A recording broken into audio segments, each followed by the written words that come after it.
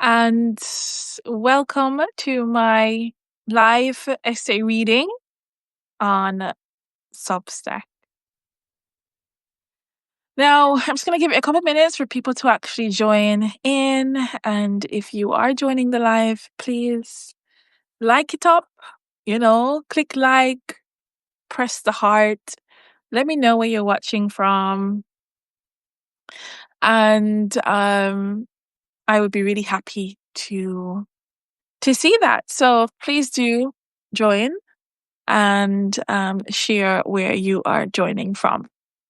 So I'm here in my front yard in Montserrat, and this is my home, the island. Montserrat is in the Caribbean. It's a volcanic island, and we have about 3,500 people or so on this island. And I'm holding in my hand this new anthology that has been published by Clish Gittins and Dr. Crystal Drakes of Barbados, and I'm one of the contributors. So I'm so excited because this week I got this finally in the post. Crystal told me she sent it a little while ago, but it took me a while to get to the post office and clear it. So it's now here, and it's a lovely coffee table book with really beautiful photographs featuring a lot from, let me see how I can do this in a way that you can see good. Featuring a lot from the Barbados fisheries, their surfing culture gets a look in, and it's all about really reconnecting Caribbean people and island people to our ocean, right? So people are sharing through poetry, interviews, stories, photographs, all of that, their connection to the ocean. And it's pretty cool. Yeah. So here in the Caribbean, of course, the ocean is our backyard. We're known as a small island developing states, but we are actually small islands with very big ocean space. For Montserrat, for example, 98% of our ocean is actually deep sea as well, which is even more unique. And here, sadly, in 1997, the volcano erupted, and 1995 it became erupted. By 1997, people were being evacuated, including myself. And yeah, the volcano really affected our ocean. But since then, I have been working with the ocean. When I returned back in Montserrat in 2011, I founded a nonprofit. I had a ecotour business and also sustainable seafood business and all of that. So I have a lot of insight and experience with working with the ocean, seeing life below water, and also working towards solutions that we need to see as well. And I was asked to contribute to this. I rushed to do my piece, and in fact, I rushed to do my piece, and then they didn't publish it for about a year and a half. Nearly forgot about it. So now I'm excited to sort of refresh my mind about what I wrote, and also to share with you bits of what I wrote as well. So here we go. Have a look again. Have a look again. And hello. If you are joining just now, remember to like the live and share where you're joining from, and tell me maybe something about your connection to the ocean. What do you love about the ocean? Do you have an ocean in your backyard, or a waterway? Or where do you visit? Where do you visit that has an ocean? A lot of people I know like to travel and experience islands where they can enjoy swimming and diving and all of those things. Here we organize tours where people can actually experience some of the turtle science and research that we do, monitoring sea turtles in the water. And yeah, we're working towards developing that further for 2026. So stay connected. If you ever want to pass through Montserrat, or you have any questions about how you could do that in your own community. So yes, forgive my dogs. I have 4 puppies, and They're currently in fight mode. So you might hear them in the background. Okay, so I'm going to find this piece and I'm going to start to read from where I left off. I have like just a little bit left to read from yesterday's session. And I'm just looking to find where I was again. Right. So I finished yesterday's session talking about, we need more action, less talk. And failure to do so would be really blue washing the Caribbean. And it's in no one's interest to do so. So I'm going to continue with the last few paragraphs today. And I hope you can hear me because the dogs are really going at it. Next time, I need to make sure to let them run around the yard. Perhaps that might be better. I don't know. Let's see. Let's see how we get on. So as high-level policymakers work, for example, the Organization of the Eastern Caribbean States, and that is kind of like, I don't know if you're familiar with the European Union. For example, it's a sort of organizational body that looks after the legislation and development of a group of islands and territories. And Montserrat is, my goodness, there goes the dog. I think that's okay. Go ahead, back up. But it should be fine. Yeah, so the OECS is pretty much like an EU equivalent for the small islands of the Eastern Caribbean. So it's called the Organization of Eastern Caribbean States, and they do a lot to try to help better manage, create better manage marine environments of these areas and put in place legislation and policies that kind of have a blanket cover over all of us that protect the interests of our people.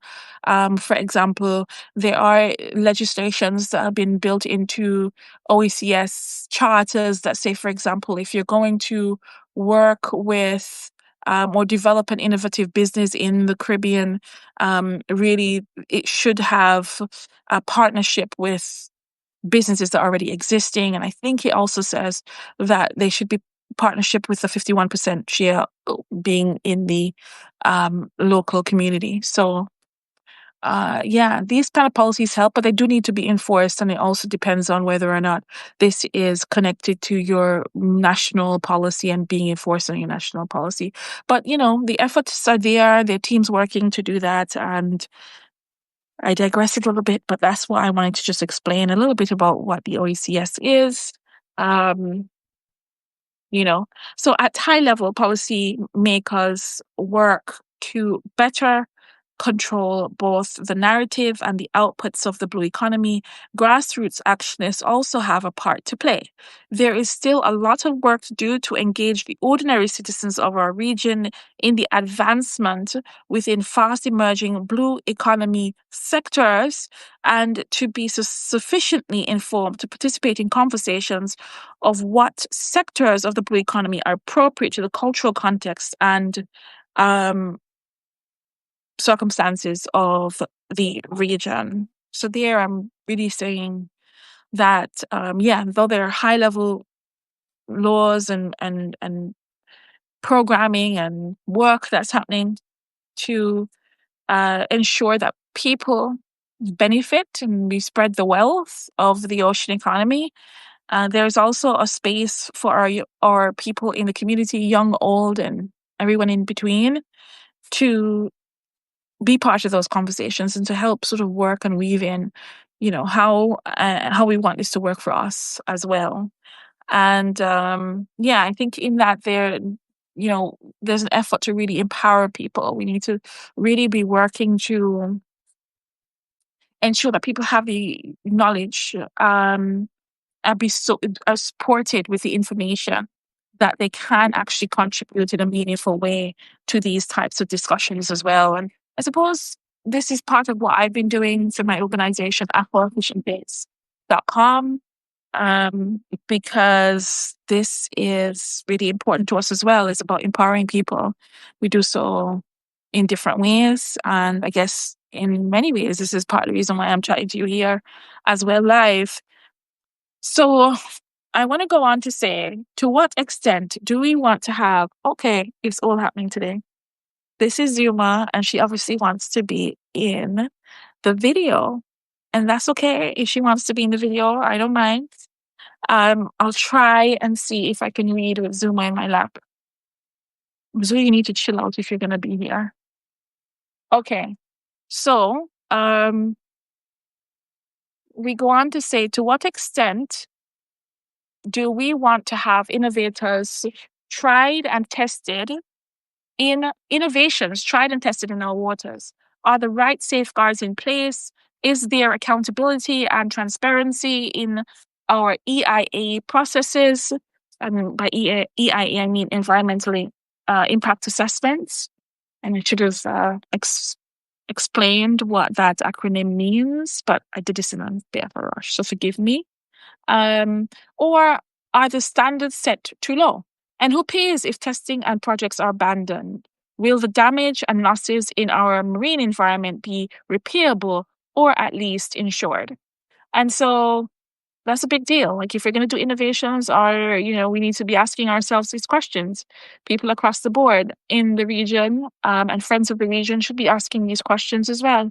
Because say, for example, you put in place floating solar, and a big category 5 hurricane comes in. Do we have the resources to go and protect them, to take them out? And if they all get ruined, what's going to be the environmental impact to the ocean and the marine life in that area?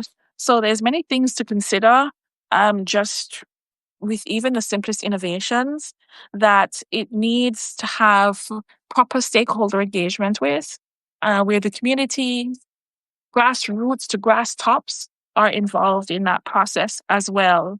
So, there's a big conversation around damage and loss as well for small and developing states that are affected by climate change. And still, like, billions of dollars were promised by the developed world to contribute to adapting to climate change. And very little of that money has so far been released. So the islands still remain vulnerable, and this vulnerability extends into the realms of innovation and testing of new and emerging blue economy sectors as well. So the bottom line, I continue, the bottom line is blue investors want to see the measurable positive impacts and great stories to justify their partnerships. But if we look closely at the scenario, we may realize that we, the ordinary citizens of the Caribbean, have more power and influence than we might think. So what will we do with it, knowing that rapid expansion of ocean-based initiatives would be an even heavier burden on an already fragile ecosystem? So to stand in our power and partnership with international organizations collectively, we need grassroots communities. We also need to build greater capacity and diverse new skills in poor communities and look for ideas and expertise in overlooked places. And when we find them, we must value them equally and fairly. And I guess on my heart right now is the whole creative scene and creative community, what we call the orange economy. And in the Caribbean, I think most of us, we identify very well with that space because it's all about the arts. It's all about creativity. It's about music. It's about fashion. It's about carnival. It's about art. And yeah, I think a lot of times the creative scene even has a massive amount of influence because of how we tell our stories and how we can reach people and communities with the data about what's happening in the ocean space, what's happening in terms of climate risk and so on. And we can really bring people in from some of those artistic sectors to work on solutions and to help us share and tell our stories. And sometimes that doesn't even need a big amount of money, but what it does do is spread the wealth throughout the communities and invite people to be part of a conversation that they otherwise wouldn't have been welcome into. So I'm all for merging the sort of blue economy and orange economy or creativity and bringing more artists in the loop here as well. So creative thinking and bold solutions will be needed to continually envision and enact a radically different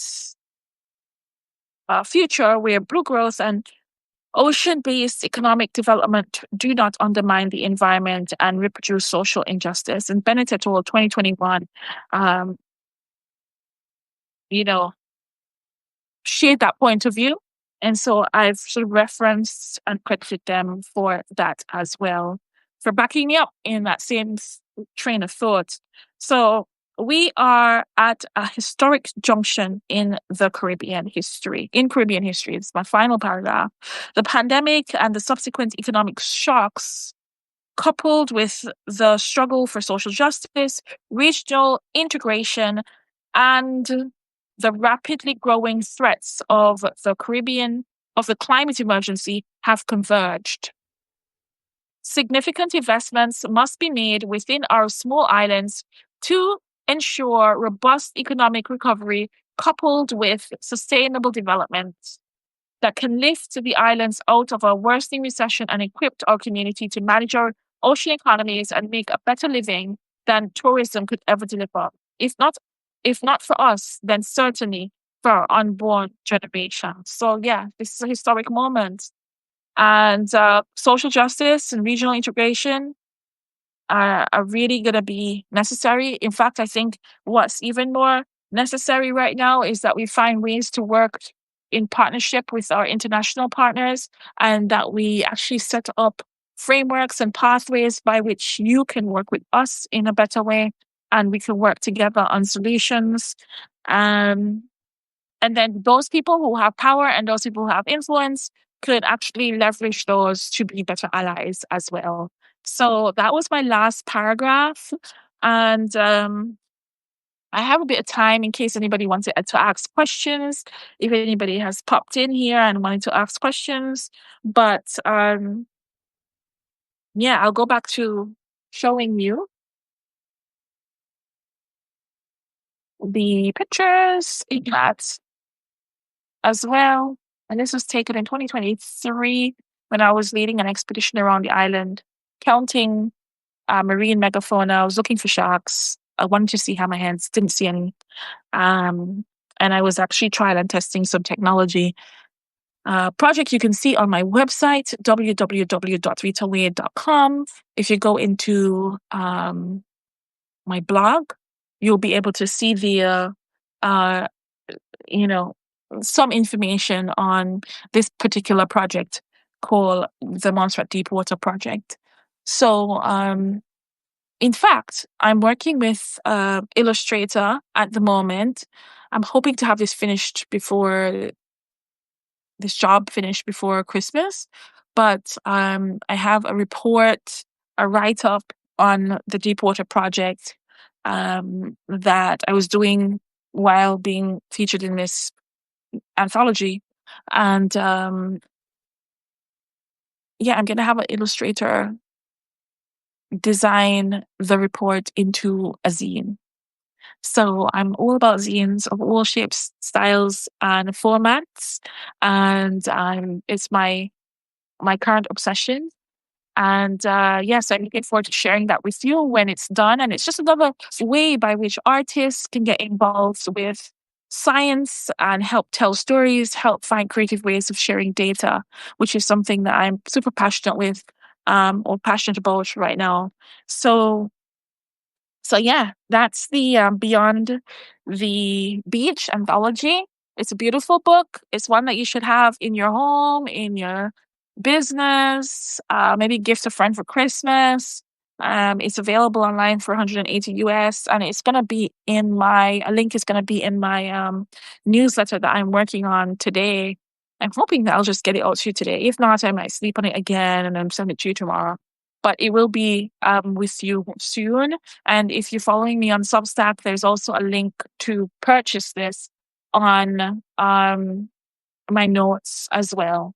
So yeah, and even if you see this on YouTube or someplace else, feel free to DM me or just, ask in the comments and I'll put a link in the comments. In fact, I'll probably put a link in the comments myself under one of these posts when you see this on YouTube so that if you want to buy it, you can buy it. and support the cause. I think Klish and Dr. Drakes are doing a fantastic job. And so, yeah, I think that if no one has any questions, I'll just end by saying that, yeah, how we can stay connected. I think that I'm really interested and very excited about sharing more of my stories, like my personal story in this space, and also my written essays. I made a promise to myself at the beginning of this year that I would write more. I wanted to improve my writing, get a little bit faster, get a little better, learn to connect, in a more authentic way with my audience. And I wanted to do it through the written word. So I started to do that on Substack this year, and I'm so impressed with myself that I've stayed committed and I'm still doing it and I'm really enjoying it and I'm learning and I'm getting better at it. And um, in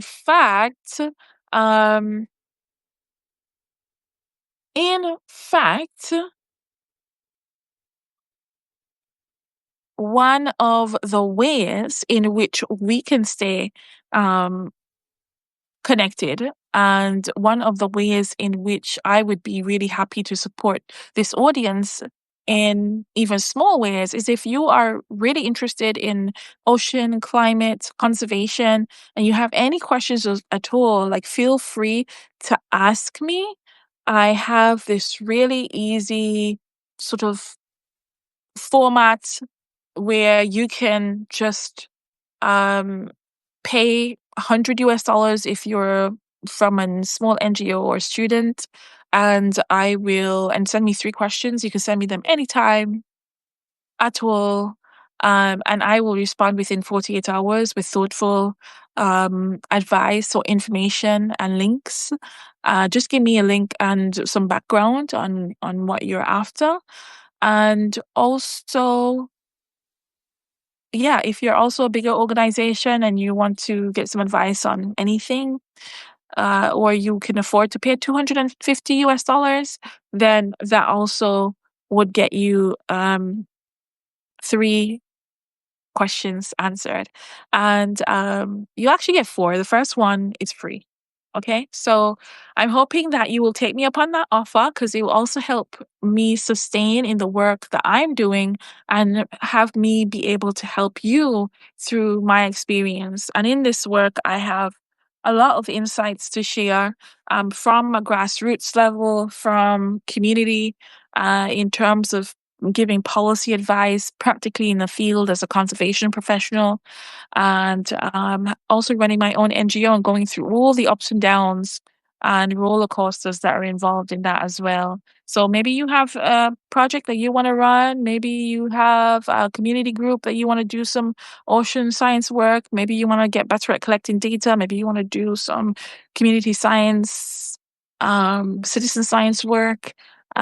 Or maybe it's more complex and you're developing a project and you want to make sure that the environment is front and center, or you are maybe even flying into a new country and island someplace in the world, very similar like ours, and there's lots of nuances, and you want to have somebody you can trust and soundboard things off of, then I am here.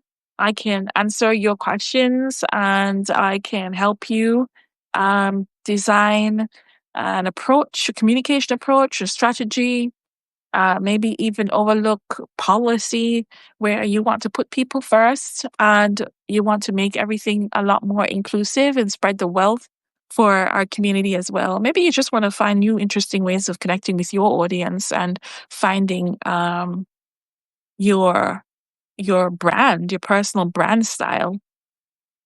It's up to you. So I am shamelessly plugging this anthology.